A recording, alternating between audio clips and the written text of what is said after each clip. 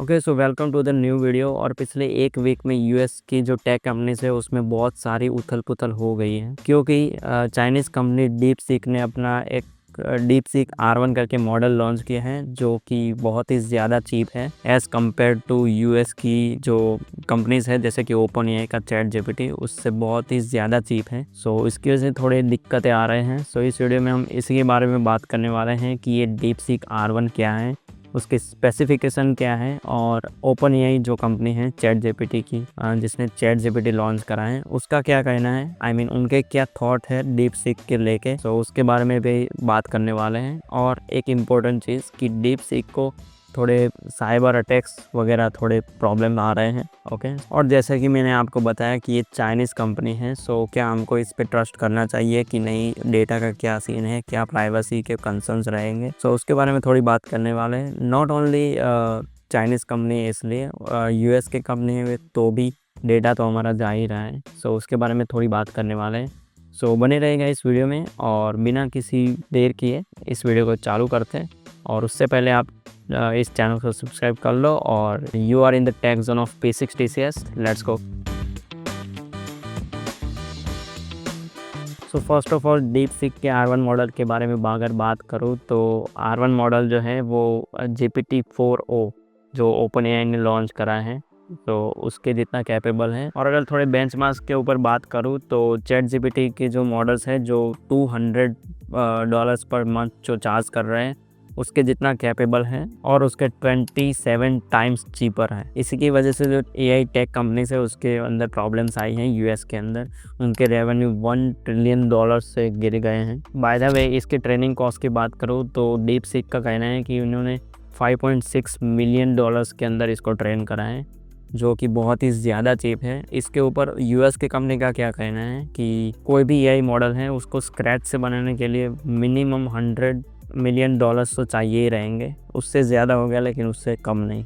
लेकिन जैसे deep seek बोल रहा है कि उन्होंने 5.6 मिलियन में इसको बिल्ड करा है, उसके ऊपर भी उन्होंने बोला कि ये सिर्फ ट्रेनिंग कॉस्ट है, they are not including prior research and experiment on algorithm and data, but still it is cheap. और अगर हम इस डीप सीक R1 मॉडल्स को ओपन एआई के रीजनिंग मॉडल्स के साथ कंपेयर करें तो वो ये भी कर लेते हैं कि लैंग्वेज रीजनिंग, मैथ, कोडिंग, ये सारी चीज़ें उनसे बेटर कर रहे हैं। इसके ऊपर ओपन एआई का क्या कहना है कि डीप सीक जो है उन्होंने की आईपी यूज़ करके जो उनके चैट जीपीटी है उसके आउटपुट्स को लेके उनका मॉडल ट्रेन करा है, जो कि वो बोल रहे हैं कि उनके पास इसके एविडेंस भी है। सो उसके ऊपर आपको न्यूज़ मिल जाएगी। हमारे सोशल मीडिया चैनल्स को फॉलो कर लेना, स्पेशली ट्विटर पे। उसके ऊपर मैं थोड़े न्यूज़ वगैरह डालता रहता हूँ जो वीडियो बनने से पहले आपको मिल जाएंगे। और अगर ट्रेनिंग की ही बात करें तो डीप सीक R1 मॉडल जो है वो ट्रेन हुआ है रीइंफोर्समेंट लर्निंग के ऊपर। सो ये रीइंफोर्समेंट लर्निंग क्या है वो आपको बताऊँ तो जो टेक्निकल लोग हैं उनको शायद पता ही होगा, लेकिन जो नॉन टेक्निकल जो ये वीडियो देख रहे हैं उनके लिए अगर समझाऊँ, सो इस टाइप की ट्रेनिंग के अंदर ह्यूमन का कोई इन्वॉल्वमेंट नहीं होता। जो है मशीन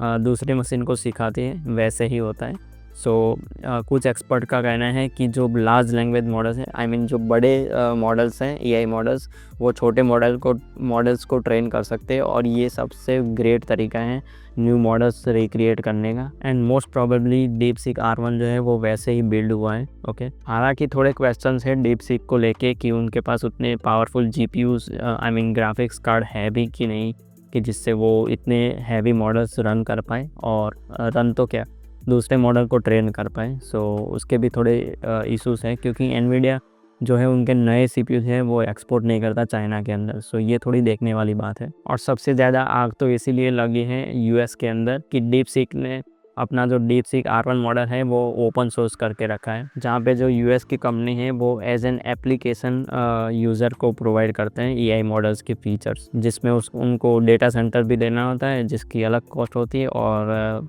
कंप्यूटेशनल कॉस्ट तो होती है, वो सारी यूज़र से वसूलते हैं।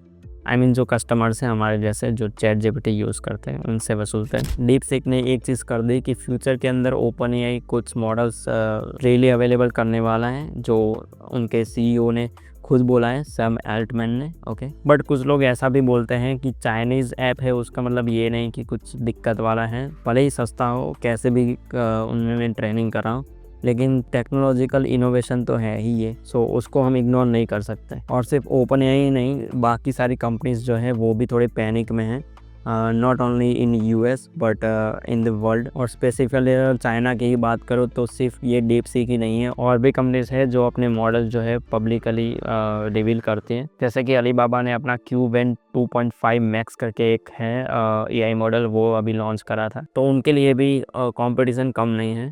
सो ये ग्लोबल एआई रेस अभी से चालू हो गई है, 2 कंट्रीज, 2 कंपनीज और बाकी सारी चीज़ों में, क्योंकि DeepSeek को लेके बहुत सारे क्वेश्चंस खड़े हुए हैं। सो बहुत सारे साइबर अटैक्स भी हो रहे हैं उनके कंपनीज के जो सिस्टम्स है उसके ऊपर, और इतने सारे रजिस्ट्रेशन हो रहे हैं कि उनको रजिस्ट्रेशन की लिमिट रखनी पड़ रही है उनके एप्लीकेशंस और वगैरह पे। अगर एप्लीकेशन की बात करूँ तो जब ये लॉन्च हुआ था तो यूएस के अंदर एप्पल ऐप स्टोर के अंदर सबसे ज़्यादा टॉप पे रैंक कर रहा था ये एप्लीकेशन। सो बहुत ही ज़्यादा ट्रेंड चला है इसके अभी DeepSeek को लेके। और एक नई चीज़ अगर आपको बताऊँ तो जो न्यूज़ में अभी नहीं चल रही है ऑब्वियसली, कि DeepSeek जो है अपना इमेज का एक मॉडल बाहर लॉन्च करने वाला है, रिवील करने वाला है। सो उसमें अंदर इमेज जनरेशन और वीडियो जनरेशन होगा, जो मोस्ट प्रोबेबली लग रहा है कि OpenAI का सोरा और गूगल का जो Veo है उसको टक्कर देने वाला है।